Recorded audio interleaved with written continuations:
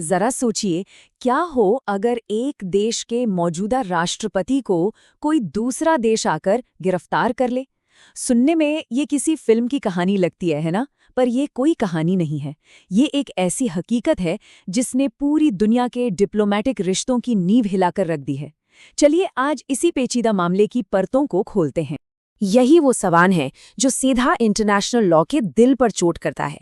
क्या किसी देश की संप्रभुता, उसकी सोवरेनिटी सबसे ऊपर है कि उसके नेता पर कोई हाथ भी नहीं डाल सकता?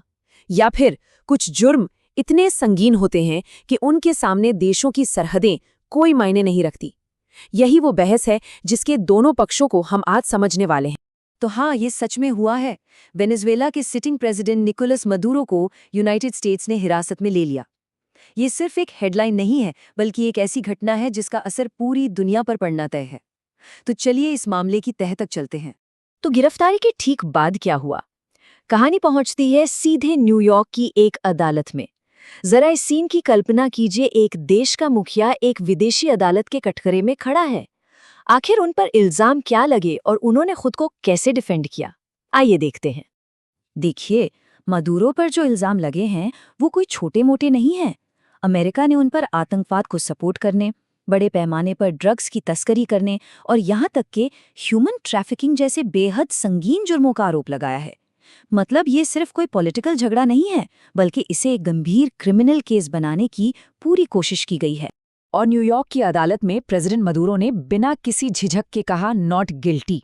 उन्होंने अपने ऊपर लगे सारे आरोपों को एक सिरे से खारिज कर दिया और यहीं से स्टेज सेट हो गया।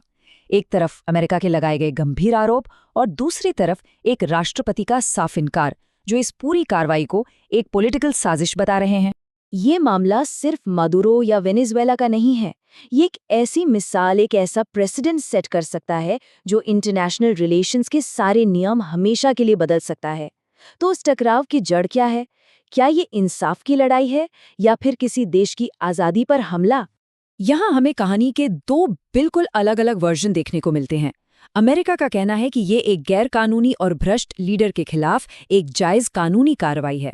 वहीं वेनेजुएला और उसके साथी देश इसे अपनी राष्ट्रीय संप्रभुता पर सीधा हमला और इंटरनेशनल लॉ की धज्जियां उड़ाना मान रहे हैं। ये सिर्फ दो देशों की नहीं, बल्कि दुनिया को देखने के दो अलग अलग नजरियों की टक्कर है। लेकिन क्या कहानी सिर्फ इतनी ही है? कई एक्सपर्ट्स का मानना है कि इस पूरी कानूनी कार्रवाई के पीछे जो असली खेल है वो वेनेजुएला के जाइगेंटेस्क ऑयल रिजर्व्स, यानी उसके विशाल तेल के भंडारों का है। इस एंगल से देखें तो ये इंसाफ की लड़ाई कम और जियोपॉलिटिकल और इकोनॉमिक कंट्रोल की लड़ाई ज्यादा नजर आती है। और होना क्या था? इस एक घटना ने पूरी दुनिया को दो खेमों में बांट दिया।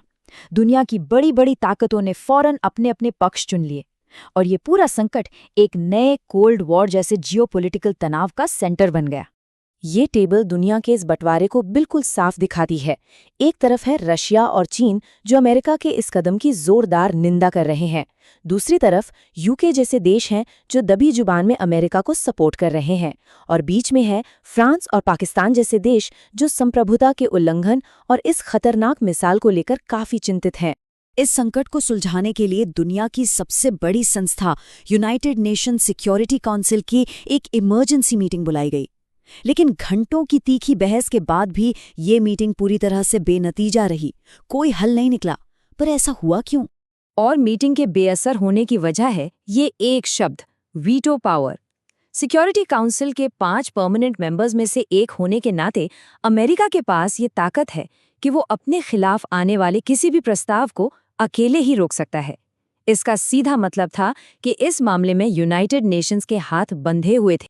चलिए अब अपना फोकस शिफ्ट करते हैं और देखते हैं कि खुद वेनेजुएला के अंदर जमीन पर इस घटना पर क्या रिएक्शन हो रहा था। और जो रिएक्शन था वो वैसा बिल्कुल नहीं था जैसा शायद कोई सोचे। अब ये आंकड़ा देखिए, ये सच में चौंकाने वाला है। अपने प्रेसिडेंट की गिरफ्तारी पर देश में मातम होना चाहिए था, पर हुआ उल्टा। वेनेजुएला के स्टॉक मार्केट में 16% से ज्यादा का जबरदस्त उछाल आया। ये एक साफ इशारा था कि देश का फाइनेंशियल मार्केट और शायद बहुत से लोग इस बदलाव को एक नई आर्थिक उम्मीद की तरह देख रहे थे। गिरफ्तारी के बाद के शुरुआती कुछ घंटे तो पूरी तरह से कंफ्यूजन और अफरा तफरी से भरे थे। राजधानी कराकस से भारी गोलीबारी की खबरों ने सैन्य तख्तापलट की अफवाहों को हवा दे दी। लेकिन जल्द ही ये साफ हो गया कि ये कोई बगावत नहीं, बल्कि पावर ट्रांसफर के दौरान पैदा हुआ एक कन्फ्यूजन था। तो आखिर ये पावर ट्रांसफर हुआ कैसे? देखिए, मादुरो के हटने के बाद वाइस प्रेसिडेंट डेल्सी रॉड्रिगेज ने अंतरिम लीडर के तौर पर कमान संभाली। शुरुआती विरोध के बाद शायद देश को और ज्यादा बर्बादी से बचाने के लिए उन्होंने अमेरिका के साथ सहयोग करने और देश में नए निष्पक्ष चुनाव कराने का वादा किया, और इसने वेनेजुएला के लिए एक नए पॉलिटिकल चैप्टर की उम्मीद जगा दी। इस पूरी ड्रामेटिक घटना के बाद वेनेजुएला और दुनिया दोनों ही एक अनिश्चित भविष्य की तरफ देख रहे हैं। कई बड़े सवाल हैं जिनका जवाब मिलना अभी बाकी है।